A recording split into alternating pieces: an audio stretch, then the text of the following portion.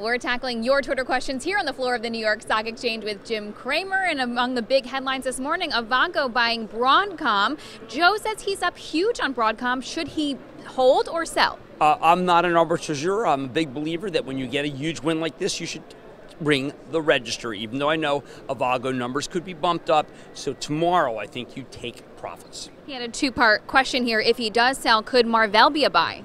You know what, Marvell's interesting. I prefer to do integrated device technology because they do the charging station that is so key for the Apple Watch. IDTI is the cheapest in the group now. All right, and sticking with the chip space, Derek asked, what do you think of SanDisk?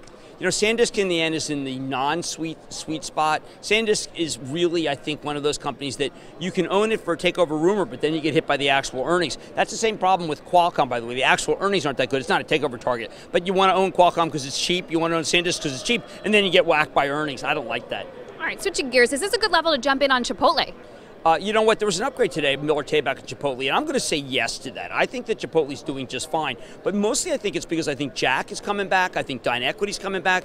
Popeye's Louisiana Kitchen is coming back, and these stocks have been in the doghouse. Sonic is the leader, and that one's making a comeback. So the answer is I'll buy some Chipotle.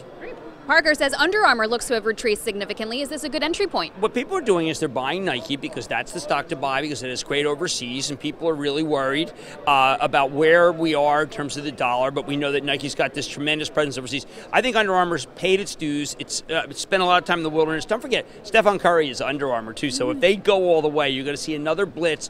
Remember, Air Jordan was the biggest franchise ever. If Curry's for real, then Under Armour could really have a move here. All right, so watch Curry. Now, John here is a recent college graduate. He asks if safe tech like Verizon or Microsoft would be smart plays or if he should be more aggressive. He needs to be more aggressive because of his age. I'm a huge believer that you go for Verizon if you're in your 50s or 60s. Because Verizon's not going to have a lot of growth to give you good income. But no, he should be thinking about the next big thing. And that's what he needs to be. Look, I've always told young people to look around at what they do, and that's why they would own Netflix, okay?